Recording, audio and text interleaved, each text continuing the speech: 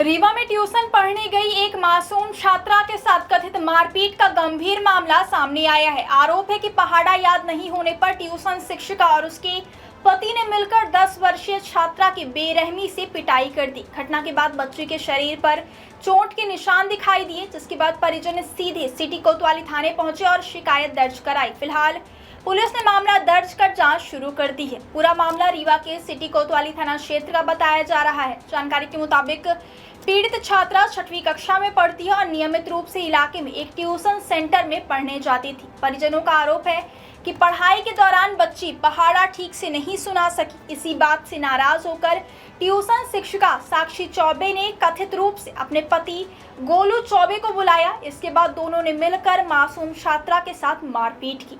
परिजनों का कहना है कि बच्ची को केवल डांटा ही नहीं गया, बल्कि डंडों, लात और घूंसों से भी पीटा गया। मारपीट इतनी गंभीर थी कि बच्ची के शरीर पर कई जगह चोट के निशान दिखाई देने लगे। जब छात्रा घर पहुंची तो उसकी हालत देखकर परिजन भी हैरान रह गए। बच्ची ने रोते हुए पूरी घटना अपने परिवार को बताई। इसके बाद परिजन बिना देर किए बच्ची को लेकर सिटी कोतवाली थाने पहुंचे और आरोपियों के खिलाफ शिकायत दर्ज कराई है। घटना की सूचना मिलते ही पुलिस ने मामले को गंभीरता से लिया। सबसे पहले छात्रा का मेडिकल परीक्षण कराया गया ताकि चोटों की स्थिति और मेडिकल रिपोर्ट के आधार पर आगे की कार्यवाही की जा सके। पुलिस ने परिजनों के बयान भी दर्ज किए हैं। साथ ही ट्यूशन सेंटर और घटना से जुड़े अन्य तथ्यों की जांच भी शुरू कर दी है। पुलिस का कहना है कि जांच के दौरान सभी पहलुओं को ध्यान में रखा जाएगा। यदि जांच में मारपीट के आरोप सही पाए जाते हैं तो आरोपियों के खिलाफ कानून के मुताबिक सख्त कार्यवाही की जाएगी। इस घटना ने एक बार फिर बच्चों की सुरक्षा और निजी ट्यूशन सेंटरों में अपनाए जाने वाले व्यवहार पर सवाल खड़े कर दिए हैं। शिक्षा का उद्देश्य बच्चों को ज्ञान देना और उनका आत्मविश्वास बढ़ाना होता है, लेकिन यदि अनुशासन के नाम पर बच्चों के साथ हिंसा की जाए तो यह न केवल नैतिक रूप से गलत है, बल्कि कानूनन भी अपराध की श्रेणी में आता है।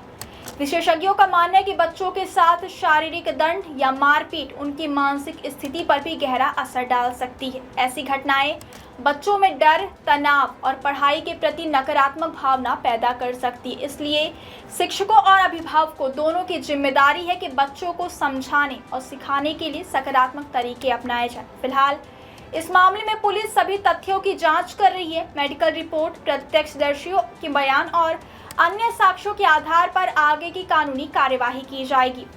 अब सभी की निगाहें पुलिस जांच पर टिकी है कि आखिर इस पूरे मामले की सच्चाई कब सामने आती है और यदि इस छात्रा के साथ मारपीट के आरोप सही साबित होते हैं तो आरोपियों पर क्या कुछ कार्यवाही की जाती है। फिलहाल मासूम छात्रा का इलाज जारी है, जबकि परिजन दोषियों के खिलाफ सख्त कार्यवाही की मांग कर रहे हैं।